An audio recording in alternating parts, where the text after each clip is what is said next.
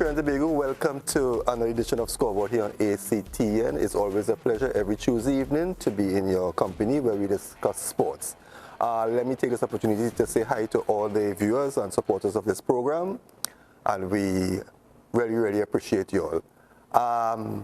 My co-host, as I said last week, is back, and it's always a pleasure to introduce Maria Thomas. Maria, it's a pleasure, and welcome back again. Thank you. Great to be here. You will have the honors to introduce our guest for tonight and the topic that we're going to be discussing. All right, so very exciting show that we have tonight. We have Dr. Dalia Jordan-Brown, and she is a World Rugby player welfare trainer, a World Rugby medic, and she is also a former national player for Trinidad and Tobago. So Dalia, thank you so much for being with us. Thank you for having me. It's a pleasure. It's a pleasure to be here. Right. Could you just, before we get into all the questions that we want to ask, could you just give us and the viewers a brief, history about yourself? Okay, so I started playing rugby, I think it's 2006, yes. 2006 I started playing rugby, and soon I made it to the national team. Rugby has been a huge part of my life. It has influenced a lot of areas. I wouldn't have traveled and seen as much as the world as I have without rugby. So rugby is near and dear to my heart. When I started playing, I also started med school at the time. Initially, I wasn't sure I was going to make the two work, but when you want something to work, you make it work. So while in the medical aspect, I went, you can say, a little far off from the sporting field because I'm a qualified obstetrician and gynecologist. I still wanted to have some kind of impact in rugby even after I stopped playing. So I became part of World Rugby's Educators and Trainers, where I teach or put on courses for first aid in rugby in Trinidad and in the region as well. So it's part of preparing not just medical professionals, but the everyday person. So it could be supporters on the side, parents who are involved in rugby, coaches, referees. We make them aware of the basic first aid methods that you can use on the field to assist in case of an incident. So I became one of the trainers, we call them in World Rugby, for first aid. And that progressed into, when you do one thing, they're like, oh, try something else. So then they asked me if I would be willing to be one of the pitside medics. And I was like, why not? There's always, well, now they've made it mandatory that we always have a doctor on side, a match day doctor on side. So you're going to have someone there if you have any issues in terms of specific, like if there are any sport injuries that I may not be versed in.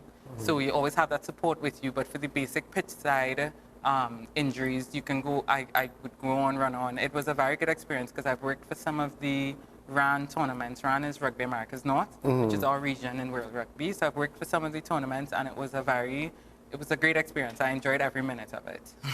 Somebody once said on a program we did on rugby, I don't know if it's you, Maria, or one of the guests, that once you get into rugby, you can't give it up. Yeah. I listen to you now, I can see where it, because you went into the medic field and still you had that bug. Yeah. So I always wanted to come back. It's almost like a snowball effect. Like you start with one thing and then you end up with another. And then next thing you know, I'm on a bunch of committees and I'm like, how did I reach here? Yeah. But you don't play at all again, right? No, I don't. Well, my plan for 2020 was to probably start back, a little club rugby. But well, we all know what happened in 2020. Yeah. Okay. That's right, we definitely do. Yeah. Which is a great segue into our topic, yes. which is safe return to play. Yeah. I know that players all over the world, and especially in Trinidad and Tobago, can't wait to start playing rugby again, and it feels like nothing is happening at all. Yeah. But that may be the case for playing on the field, but a lot of stuff is happening in the background, and you are actually working on a document that continues to fluctuate and change and morph as necessary with the situation. Can you tell us what is World Rugby and Rugby Americas North doing to work towards having an environment where returning to play will be safe? Okay. So World Rugby decided that each region, they should have a player welfare working group, which is basically geared towards safe return to play. All right. The thing with the COVID-19 virus and everything that's been happening, it's very dynamic. Things keep shifting month by month, even week by week, and guidelines may change. The scenario may change. Now we have a vaccine where when we started this working group, there was no vaccine. We didn't even have a proper timeline for a vaccine as yet. So the one thing that we have to keep in mind with this is that this is a very dynamic and changing situation. So what we wanted to focus on were two aspects of safety. So safety in terms of the player themselves when they're returning to play, that we can reduce injuries, because a lot of us have, yes, it's COVID-19, but some people, when they refer to the COVID-19, they're referring to the 19 pounds they put on during the pandemic. Yeah. So, and some of us as players, because we're not all professional athletes or play at the elite level. Majority of Trinidad and Tobago, the players are at the community level and at the club level, and not everyone, between the pressures of the pandemic and all the issues, not everyone has kept up with their strength and conditioning programs and routines. That is true. Yes. So World Rugby developed a program called Activate, which it's a 4 to 8 week program, which helps get you back in that condition to go towards contact rugby. They've done the test and it's been proven to reduce injuries by 25 to 40% and concussions by 29 to 60%. So it's proven, tried and true and proven. Yeah, it's a program that you can access online, so coaches can access it online, even players themselves. It's very detailed in terms of they have videos that you can follow, and it's very set, and it's also set in terms of age groups. So they have adults, they have under 15, 16 to 18. So it's very detailed, and it's working. They've seen it from not just in our region, but different regions across the world. The Activate program has been very successful. I really like that there's a focus on that getting yourself into a fit state, that it's safe for you to play. There's so much focus on, COVID-19, which is, of course, our major barrier right now. But I think that we need to avoid neglecting that we have to be prepared to return to play. We can't just wait for, the government to say, hey, borders are open, restrictions are lifted. If I was to go and play a match right now, I'm not sure. I would be coming to see you for sure. I would definitely come to see you very soon. Yeah. So along with the Activate program, we also needed to focus on decreasing the risk of transmission when we reach that stage that we can have tournaments and games, not just locally, but regionally as well. So we worked along World Rugby, because World Rugby themselves, World Rugby has really, really good online resources. Okay. So they created 2 COVID-19 online guidelines where they focus for coaches and players and also for administrators, for the persons putting on tournaments that they can follow and run. And the working group, we adapted some of those guidelines and adapted it to our region, and we worked on a protocol that we can go forward with for regional tournaments. Have these programs been taken to the Ministry of Sports in response to you all getting a meeting to get the sport back going? Currently, not as yet. Okay.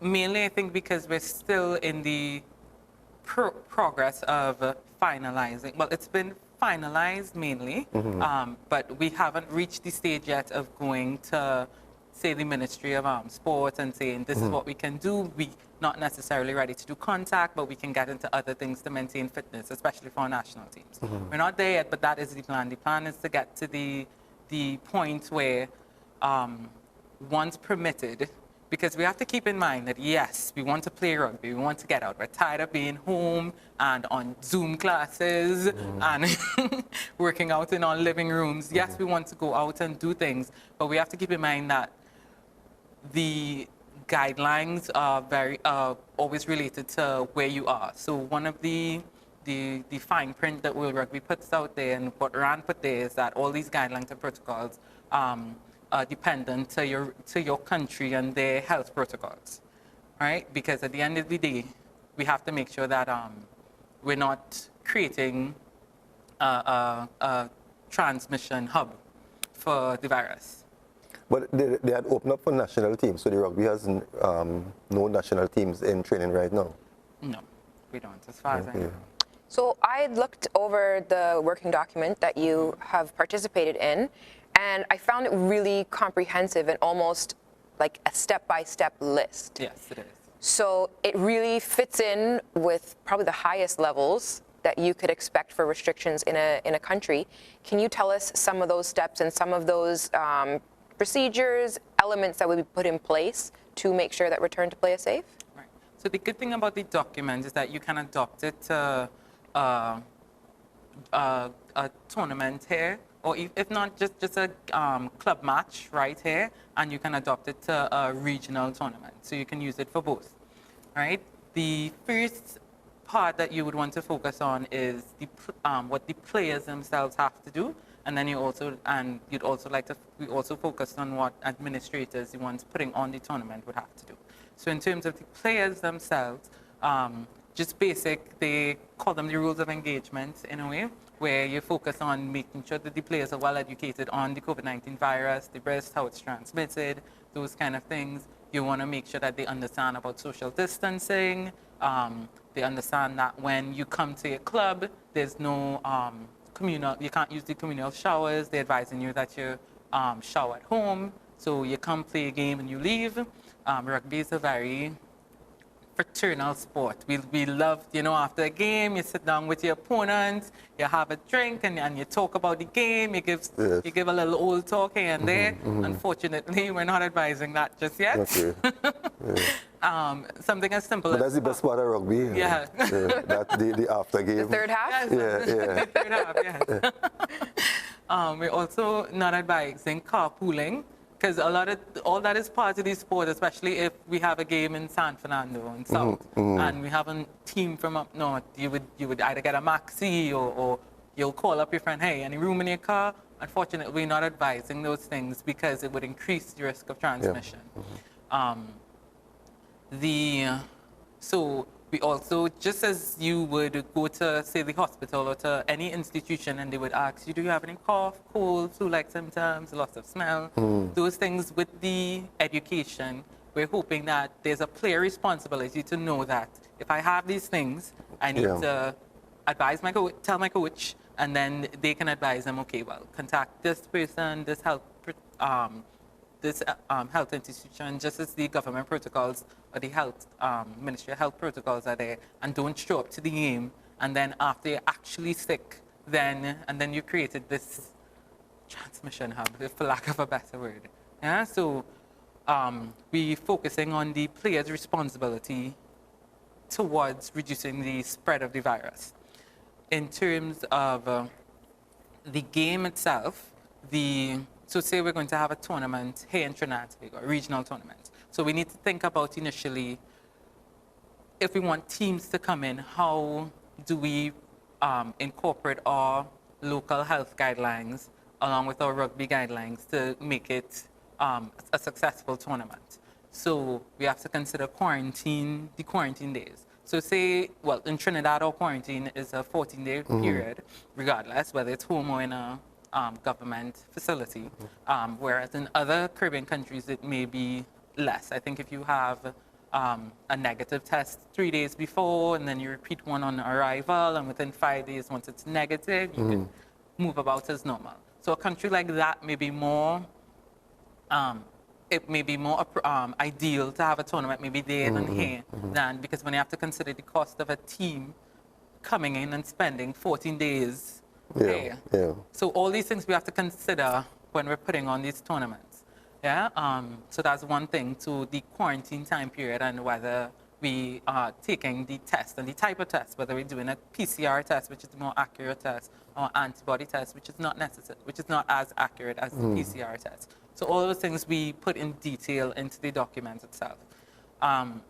So we've decided on a venue, a country, and quarantine period. So then when they're going through the airport, how do they go through? Are they going to go through with everybody else and bounce up this one and collect this from their friend in Barbados who come in to drop or something? So all these things we need to think about with the teams and all the players coming in. right? Because we want to keep them, because I keep saying like a bubble, Yeah. as much as a bubble as possible as we can. So, if possible, if you can liaise so that the check-in process is as streamlined as possible, so their contact with persons It's less, outside yeah. of their team is minimal, would be ideal. So that's one thing. So the transport from the airport to the hotel and from hotel to the training venues and the match venues, we need to make sure that, okay, so each team would have their own bus. And only this team travels with this driver and this bus. So things like that, which can, if you think about it, be a lot more costly. Because when you're putting on a tournament, we all know how this works. So you'll be like, Trinidad is going on this team. Oh, they finished, but go pick up Guyana now. Guyana, right? They're ready. Yeah. So things like that we would And usually there's no do. sanitation between. Exactly. Yeah. So it could come up to be a bit more costly, but in terms of if you want to have games returning and safe play, we have to put these things into effect to ensure that our tournament runs smoothly, and then we don't end up with something like one person comes down positive, and then when you do the contact tracing, they have like 20 contacts who probably have another 20 contacts, and so it goes. But So, I've listened to all what you've said, that's not right. But are we in Trinidad, are we talking rugby? yes.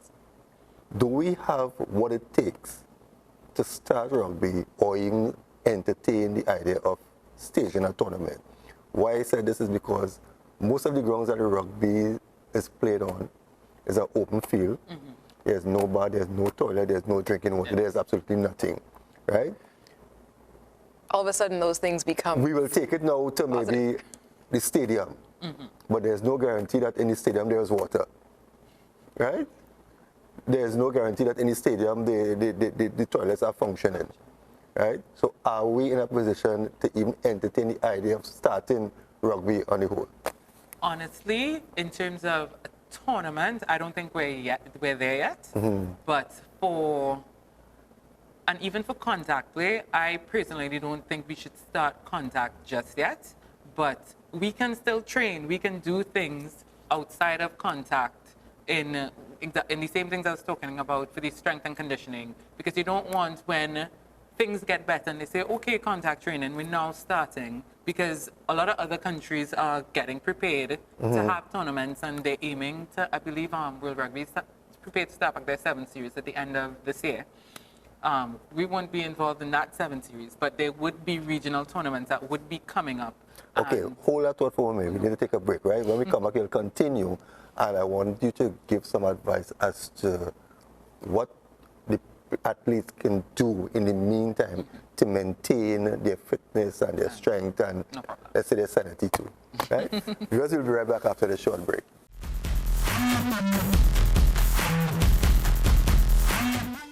Hi, I'm Dr. Dalia Jordan-Brown, a World Rugby medic and trainer, as well as a qualified obstetrician and gynecologist. You're viewing Scoreboard, and this is ACTN.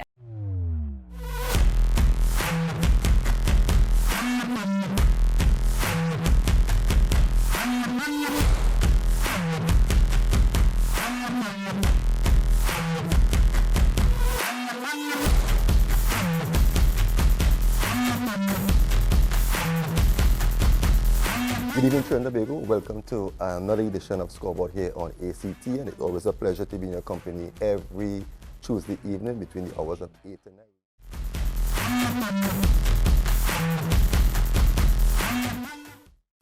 Welcome back, viewers. Welcome back to Scoreboard, and we are discussing tonight the safe return to play in the sport of rugby, and our guest is Dr. Dalia Jordan-Brown.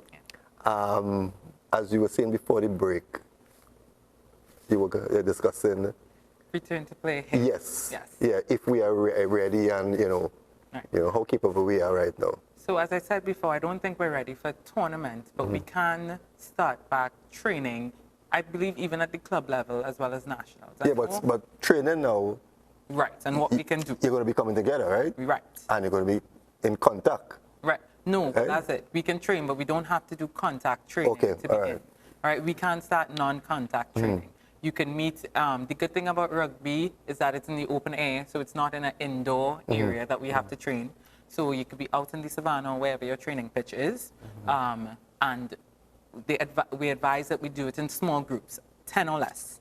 So you can have, and whatever you're doing, you can have, you can spread it out. So say you may have somebody running one drill here, maybe sprints on one side, you can have people doing different body exercising on the other. If you have equipment, if you're using any kind of weight equipment, we advise that you have, just like the gym, you sanitize in between each new person. You could even do it like a circuit. So 10 people working, you go here, and then you, as you move along to each different thing, that's one thing that we would advise. So smaller groups of working persons, you can have Blackboard sessions online with Zoom, where you can discuss plays or games or plans for your club, or for the or as in what we more concerned with is with the national team and getting the national team ready in terms of if there's a tournament that RAN would like to put on for the national members. You can have online meetings with them to discuss basically training programs that they can do on their own as well. Yeah. Yes, I know it's difficult. For me personally, motivation to train alone at home is very, very low. Well, I was just going to ask a question based on you being a former athlete and Maria, a current athlete. Training, and not playing. How do you keep going? Because do you get frustrated at times and say, I will skip training today because it's no match coming up next week? Yeah, well, that is one of the, that would be one, and I don't think that's just related to rugby alone. No, in all sports, all sports. But not just all sports, to the pandemic on the whole, doing a lot of things without knowing when is the end line. What am I working towards? So you might be able to, you might want to skip today and skip tomorrow because, Definitely. So I think that's where we have to get innovative and get different. So even though we may not have an end line or goal in terms of we're working towards this tournament in July, I think as coaches, we need, coaches need to be innovative in terms of getting little motivating factors. So I don't know if you want to do a competition between your players saying, okay, we're doing this, and we want to get to this fitness level to see if by June, if we can all run 9 or 10 on a beep test, or different things. So you have to know what motivates you, as well as your coach has to figure out ways to motivate their players to keep on track. Do you think that that's a necessary step if teams are going to be prepared to return to play in a tournament style? Like, what do you think, how necessary is that for teams to be prepared? Could they wait and say a month before they find out about a tournament, think, all right, where are our best players? Can we put together a team? Or is this something that national teams have to consider if they want to have players prepared to play? Definitely. National teams should definitely consider this, because I don't want to say usually, but a lot of times we go fly by night, like I just go as it goes. You know, they say trainees were very laid back, you know, we take it as it goes. But in a case like this, if you want to have the ideal performance of your players, you don't want to go out and have a subpar performance, you should start from beforehand, because a month before a tournament is nowhere near enough to get a team properly ready and in the ideal fitness and condition to compete. That's the norm in Trinidad in all sports, yeah? 2 weeks, 3 weeks before? Yes, and then you're pulling together, and then you're upset with the results. But then your performance there, it doesn't start the week before, it's months. All the people that are, as they say, the greats, the goats of their sports, they're training before training starts. Definitely. Now, you did mention that World Rugby has really good resources online.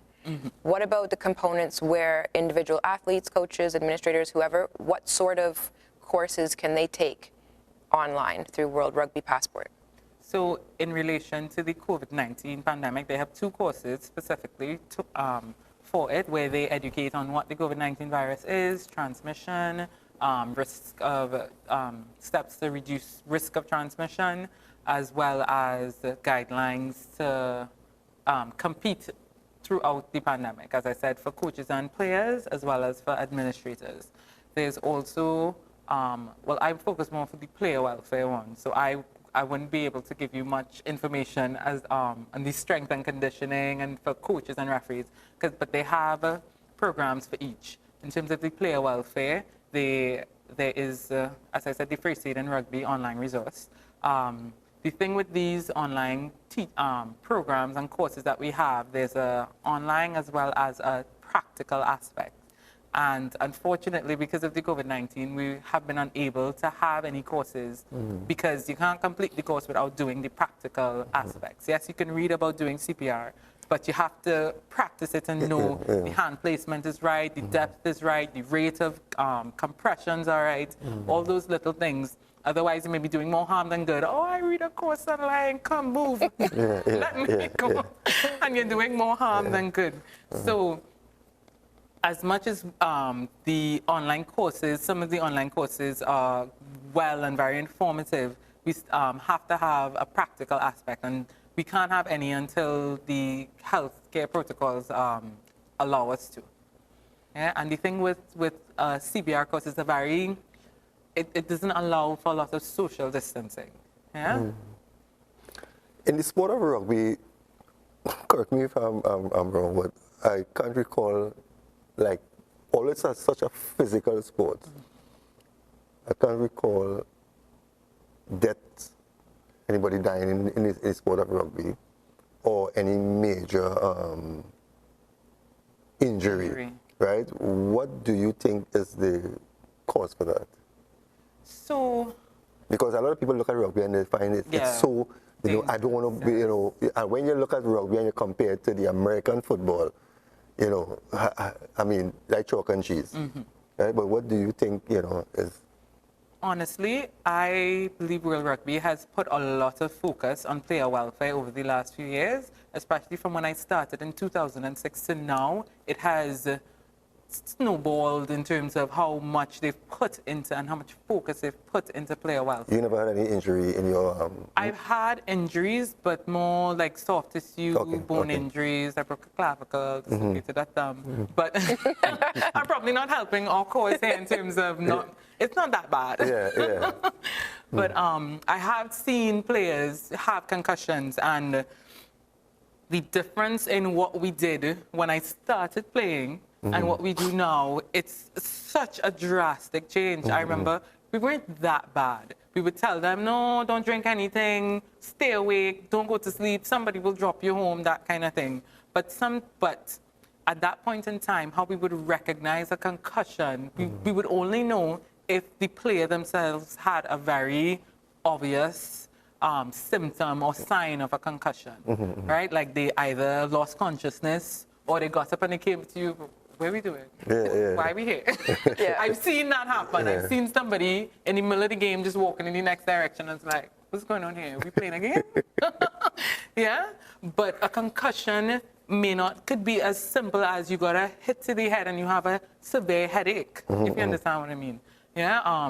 So a lot of people, their understanding of a concussion then and now and how we react to it and what we do has changed and changed for the better. So we have, so World Rugby in the whole has pushed this player welfare and putting the player first. As much as we want to play rugby, as much as we want to win, if it's not safe for a player to continue, they have to be removed. And when you remove, that's not it, right?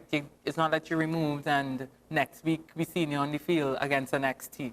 They have set out strict guidelines in terms of gradual return to play after concussion, which consists of rest. You should rest for a minimum of 24 hours, and that's for adults. For children, because they found that the effects of a concussion is way worse for children and young adults. Their rest period is way longer. Could be anywhere from a week to 2 weeks. And your rest period can be extended if you still have symptoms. So if you have symptoms of rest, you shouldn't be progressing to another stage of the recovery process. So the recovery process, as I said, starts off with rest. And then from rest, you would go to your regular activities. So you'd be able, because at rest, let me go back. At rest, you don't do anything. You basically lie down in a darkened room. You're not reading, you're not scrolling through Facebook or IG, you're not updating your Twitter, getting a load of the latest Twitter bacchanal. There is somebody there looking over you? Well, that's the thing. So you have to be disciplined enough to know that if you're home, Yeah, and you have to be advised as well, because I think if people understand the long-term effects of concussion, which we don't even fully understand, I think people would be more willing to follow the guidelines, because everybody wants to play. Everybody wants to get back out. And the thing with concussion is you feel like you're fine. Yeah? Sometimes these symptoms aren't that bad that, no, it's fine, I'm good, I'm good. It's not an issue. The player themselves feels that way. So sometimes it is difficult to get them to follow the guidelines. Yeah. So that's why at every rugby game there is a medic.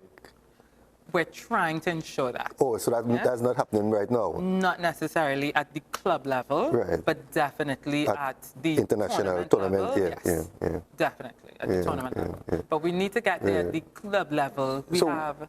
What advice would you give, to like clubs, normal games, like if something like that happened? What's the first thing you do? Because you see somebody in a clash and they fall down. Yeah, I mean, you studying concussion. What sort of advice you will give to the people who are wrong? Because once you fall down there's a whole group of people wrong and everybody giving advice, do this, do that. What would you advise them to do? So the first thing we say is recognize and remove. All right. So some of the signs and symptoms that you would look out for concussion would be, because loss of consciousness is not a number one sign. Less than 10% of persons who have a concussion would lose consciousness. So that is not the only sign to look out for. So generally, you'd look for headache. They may be confused, maybe unaware of where they are, disoriented. They may have nausea or vomiting. They may be dizzy, loss of balance. So they get up and as soon as they get up, they stumble forward.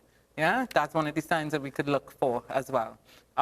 If you see any of those worrying signs and suspect a concussion, because we're not talking about the obvious. When something drastic happens, that makes everybody stop and go, more than likely, that is a player that you need to remove one time. Yeah?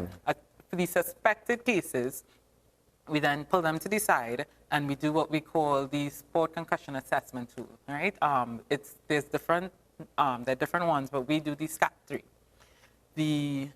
In order to do the SCAT-3, you should have a baseline of the player, because the SCAT-3 is a test that checks different areas of your cognition. So it will check balance, it will check memory, short and long-term memory, your orientation, whether you know where you are, you know who you are, all those things, the time of day. Those are the kind of questions you get asked, right? But so when you're checking the memory with the SCAT-3, I can't remember the exact question, but there's like a math question in terms of subtract backwards by 7 or something. Reciting different numbers. Right, numbers and those kind of stuff. I remember doing it and being terrified that I was going to be like to even get on the field. It's like my baseline might not be that high. Right, and this is your baseline where you're not under any pressure. You come into probably a doctor's office or you come into your physio and they're doing it. And if, say, I am terrible at math, yeah, my baseline may be horrible. But if I never had a doctor on the game day with a player who just running, out of breath, tired, may not have a concussion, may be very terrible at math, and there's no baseline to compare with, you're going to diagnose a player with a concussion and give them at a minimum 6-day gradual return to play that wasn't necessary. So it's ideal to have a baseline. It's also ideal because some of the questions that they ask are Maddox questions. If I'm not connected to the team, I've never met this player, I don't know anything about the team or the player, and I asked a question, because this tests short and long-term memory. I asked a question, who did you play last week? And they tell me, we played a team from South. I'd be like, okay. But I have no clue. And not every team has a physio or someone with them at that point in time, because especially at the club level,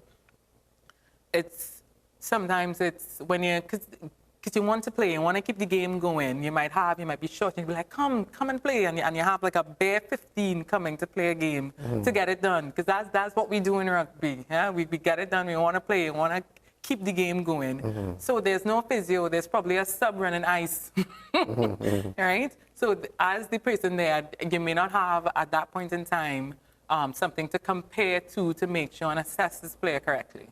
So one of the things that we can, I think, as a union, at the start of the our games at the start of the year is you can send out to clubs and see if you can get somebody to do a baseline SCAT3, so there's something to compare to in instances like that, so we can better diagnose a concussion. What about moving the player?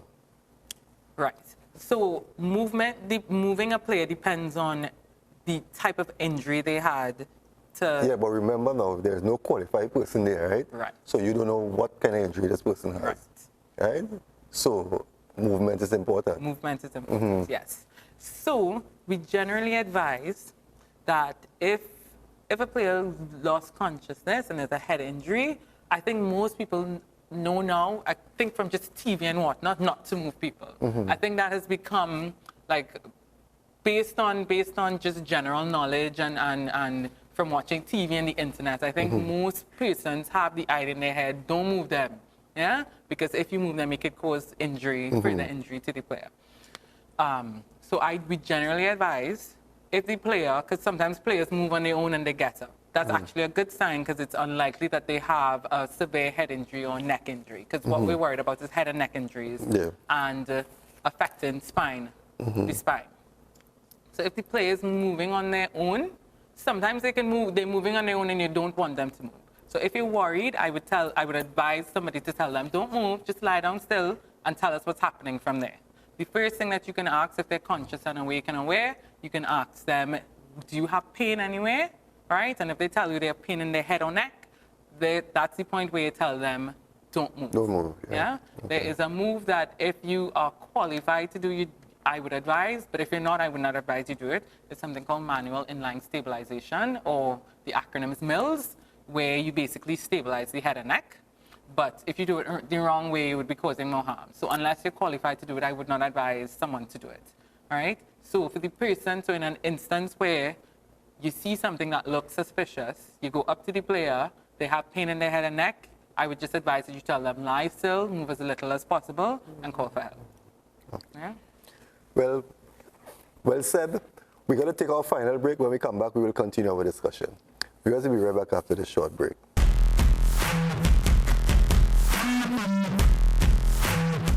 Hi, I'm Dr. Dalia Jordan-Brown, a World Rugby medic and trainer, as well as a qualified obstetrician and gynecologist. You're viewing Scoreboard, and this is ACTN.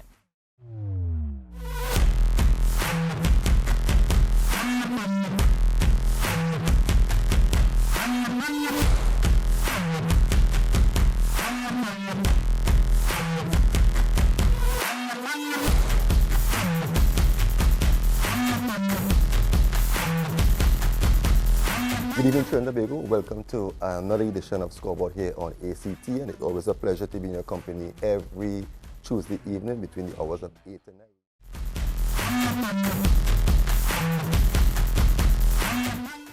Welcome back. You're watching Scoreboard, and we are here with Dr. Dalia Jordan-Brown.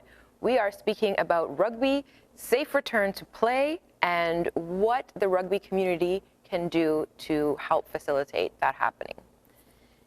Dalia, we've had a great conversation so far. I'm not sure if everyone was aware that so much goes on behind the scenes to ensure player welfare. What are some of the things that people who want to step up into some of these positions can do?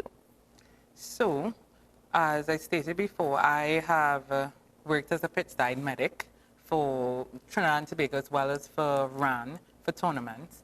And one of the criteria that World Rugby and RAN has put in place is that all their medics, all their physios, all their any healthcare professional that's working alongside a team, that they have what we call a level 2, which is called a level 2, which is immediate care in rugby, which is actually the step up from the first aid in rugby that I teach for generally anyone to be a pitchside medic. The immediate care in rugby is geared towards physios, athletic trainers, doctors. So unfortunately, this is not for the supporters and the coaches and the persons on the side. This one is geared towards healthcare professionals, and it's so that everyone on the field that goes onto the pitch as a medic is on the same page, right? Because we're not saying that your physio degree is not good enough or that your your doctor's degree is not good enough. We're not saying that you're not great at what you do. We're just saying that sometimes there are little variations in how we do things. And if, God forbid, we have some kind of catastrophic injury or head injury, and more than one person runs on the field to assist, which usually happens, everyone is on the same page. So that's the aim of the World Rugby courses. It's so that all their medical professionals on the pitch knows what to do and will do the same thing. So it makes communication easier, it makes the runnings of things smoother, and it improves the care that the player will get. So in order to do the immediate care in rugby, just as the first aid in rugby course, there is an online and a practical. Right? I know some of our local persons have done the online, but so far I'm the only person in Toronto who's done both the online and the practical. Okay. We were working towards getting a course run either here or in the Caribbean to get more persons from Trinidad accredited, but of course due to COVID, there's been some setbacks. I'm really, really hoping that in the future we can get that, because we definitely need more people on board. Yeah, especially more people who, where this is their specialty, this is what they do, you know, they would be able to go very far in terms of the moving with teams, even working with RAN or World Rugby. You never know where this could take you. Yeah. You know, as I said before, I started off just learning the first aid course. I wasn't even sure what I went for. I thought I was going to do a first aid course, like as in be a participant. I didn't even realize until I reached that I was going to, they were teaching me to put on the course to teach people and get people aware of first aid in rugby. So I would advise that anybody willing, you can contact the TTRFU. If you have my contact details, well, rugby people most rugby people would have my contact details. If you do, let me know, because I really would like to get more people involved. So you can do the training and everything? So it's funny because that's part of so there are different levels in terms of trainers. There are trainers and educators. So I'm working towards being an educator in World Rugby, and part of it is to put on one of the higher level courses. Okay. So it would be a win-win for all of us. Yes. Yeah. So I can help put on the course as well as getting persons here accredited with the level course. Okay. And I've taken your first aid course. It was excellent. The online components are a prerequisite, but it's definitely different when you're actually working with people. You have an instructor. You were really observant and paid attention to all of the small details. I know that I'm usually kind of hesitant, thinking someone else will be better qualified to do things, but I was in situations where, because I took your course and it was so good, I was like, oh, look at me in this position now because I knew what to do. So that's, you put on a course for only rugby people anyone who's interested. It doesn't have to be rugby, because yes, it's first aid in rugby, but it's first aid. It's just more geared towards rugby situations, but you can adapt that to anything. You can adapt that to football, because some of these situations that would happen in rugby can happen in any contact sport. I did a course in Barbados, and I had, under the Olympic Committee as well, rugby hosted it, but the Olympic Committee assisted, as well as in St. Lucia, and I had persons from other sporting divisions and not just rugby. Now, I'm interested that you mentioned the higher level. So there's the first aid that anyone can do, spectators, athletes, coaches. I mean, I'm kind of think everyone should do it, because it boosts our community and our level of competence and understanding. But that next level, you said more for physiotherapists, medical professionals.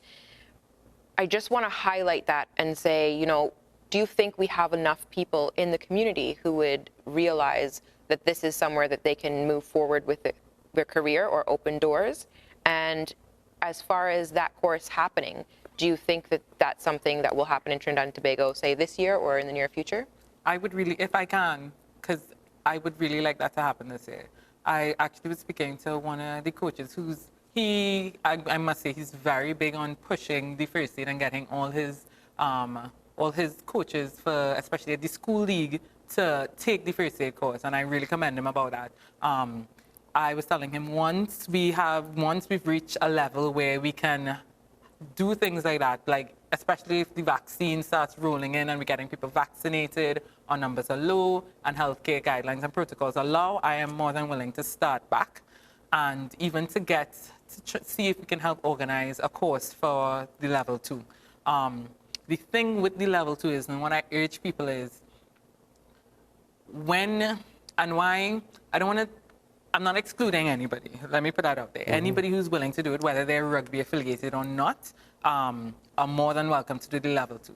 But what I do want is that whoever comes and is willing to do it, that they understand that, because as I said, you need to, in order to travel with the team or to be able, let me not say travel with the team, but in order to be able to run on pit side at any RAN tournament or World Rugby tournament, you have to have this level 2 course. Okay. So I would love that the persons who take this course are willing then, I took this course and now I could just add something nice on my CV.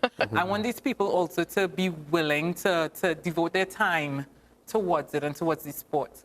Because we don't want to have 4 or 5 more people accredited, and then when it's time to travel, we have nobody to pull or nobody willing. We really would like that the people coming forward are, and I know there are a lot of people. I know there are people waiting when we're having a course, because they want to be a part. They're already a part of rugby. They're already a part of physio and a part of player welfare, and they just need that one thing to be able to continue along. But we need more. We need options. We need people, and it's not a matter of. Sometimes we have this feeling like, this person might take my spot, or the more, trust me, the more the better. If even if you're the person that travels with the team all the time or does this with the team all the time, and you're at this level and you're already qualified, if you bring a junior person along, they'll be like, oh, well, we have her. Maybe you never know. They may have something even bigger or better for you along the line. So yeah, but some of us are giving up that that comfort and style, and we are doing that. What do you think needs to be done to facilitate having this framework implemented in local tournaments, local games, club and community? Well, as I said, if the more people we have accredited, the easier that becomes. Because when you have a tournament, you have a pool to pull from. So if, as it stands, if they're having a tournament next week and I can't make, or say we have 2 people, someone else can't make the tournament, then you're stuck with nobody, basically, Or you help around. You maybe help for ransom, for lack of a better way, but I can't do this today. You'll need to work around me, if you understand what if you get in my gist. Yes. So the more people that we get involved, the more options you have in terms of, and more persons that you have available that you can pull from. So you have a bigger pool to pull from. And when we have that bigger pool, it can help with the smooth runnings of the tournament. So you can have, and we can adopt the same style that RAN and World Rugby adopts for their tournaments. So you can have a match day official, a match day doctor, and they're the ones in charge of their team. So the match day doctor is in charge of the team of medics that running on pit side, and this could be separate, and this is usually separate and apart from the team's physios. So they have match day doctors at work, and you can set up a tent, a medic tent, where even if the physios run into any issues, they can come to you at the medic tent and powwow or talk about this injury and get advice or even some equipment. We can ensure that when you have a match day doctor, you can ensure that all the protocols are there. You have an ambulance there, and the ambulance is well equipped. It has a spinal board. It has AED, which is the defibrillator, because, as I said, you never know what can happen. So you are saying that all these things should be at every rugby game? Ideally, yes, it should. But if we're being practical, it's not. It's not for the setting that we're at. It's not there yet. We have to separate community rugby and elite level or tournament rugby, right? But even at the community level, even if you don't have an ambulance, if you have somebody that understands how it should run, they will have I can't remember the exact word now, but you'd have a plan, an emergency action plan, right? You'd have an emergency action plan. So say we're having a tournament in the Savannah. Port of Spain General is right around the corner, right? So you know that you could call beforehand to say you're having a sevens tournament that day. Nothing is wrong with calling the hospital beforehand and saying, listen, we may have injuries from a rugby tournament with so and so. There may be a possibility that you may get persons coming in for this, right? You're gonna decide if you're gonna have an ambulance or not, or if it's possible to have an ambulance. If not, you can set aside someone who will, for injuries where players can be transported and doesn't need an ambulance to call. This person, if there's an injury, you're set aside, we'll call you, and you will be the one to transport persons from the field to the hospital. You can set up so that your medic tent or the person in charge for the, because you may not even have a tent. You may just have a person there that day at the community level who's running everything. So everybody knows, so at the start of the tournament, when they're introducing and they're saying the rules and whatnot, you let everybody know, this is the person, the medic, I'll be in the fluorescent green medic vest. So you all can come to me if any issues. You could probably give the physios your number because you might have your phone on you to call me if there's anything or there's any injuries that I may be able to assist with. So yes, you may not be able to do it at the level of a tournament, but you can put an emergency action plan in place to decrease, if injuries do occur, to decrease any it being from a minor injury to a catastrophic injury. But you think that in the short term, this should be done, right? But are you saying that long term, these are things that should be implemented in the sport of rugby? Definitely. So everybody should have an idea of treating some sort of injury and some place where, you know, the transportation and everything. Because in boxing, a boxing match cannot start unless an ambulance is not present. It cannot start. So because of the same, you know, head injuries that they talk about. So I don't know, I don't know how much more time we have, but is there anything that, I don't know if Maria have any more questions, but if there's anything that you feel that is important for the rugby fraternity to be aware of, you can share that with us. I think it's what I said in this last segment here in terms of persons willing to come forward and be level 2 accredited. I'm more than, once we put things in place and we're running a course, I hope that that anyone interested comes forward. In the event that we do run a course, we will advertise and get the word out there far and wide, and I'm more than willing to assist as much people as we can on that day, because the more people that we get accredited and involved, the better. I'm really set on having that done as soon as possible. And how long is the duration for the course? Usually, because the level 2 is more in depth, usually it's a weekend. Well, not a weekend, but a 2-day course. It usually happens on the weekend because people are working. And the question most, if not all Trinidadians is asked, is it free or do you have to pay? Well, I can't say that just because you know Trinidadians, that's what they're going to ask, eh? Yeah. Ideally, I think it should be free, but it's all dependent on the cost of putting on. Yeah, because you have to get a venue and venue. It's nice to always have refreshments available for people, all those nice little things. And as I said, we don't know the structure in which we would be having it. Because we're not 100% what a post-COVID, if there will even be like a post-COVID era. Like we're not sure. We're not sure how long, even with the vaccinations, it would take for us to go back resembling what we used to know as normal before. Yeah, because today I read something that they said some people who are still taking the vaccine are still getting it, so we don't know what is taking place or how long. But as you said, some parts of rugby could be implemented. Yes. Right? The actual physical playing, we can't do that, but there are things that, you know, we can do. Yes. So you wouldn't be bored or put on extra weight or, you know, things like that. Well, you made some important points. Can you recap what athletes can do right now and deactivate? Right. So in terms of returning to play, we can, as athletes, we can do our own strength and conditioning. World Rugby has Activate program, which you can access online. You could just put into Google Activate World Rugby and you will get the link. And under the link they have, it's age group separated, and you can start the course. It's good for before you've started playing, and it can also be used as like pre-game warm-ups.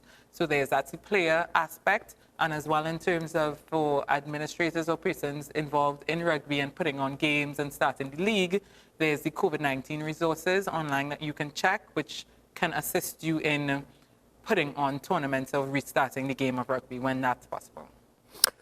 I would really thank you very much for coming on the program, because I think it was very informative what you have discussed, and I really, really hope that the viewers and those who will be hearing what you're saying will really take it to heart and implement some of the things that you spoke about. But I'm really thankful that you came on the program today. Thank you for having me. I enjoyed it thoroughly.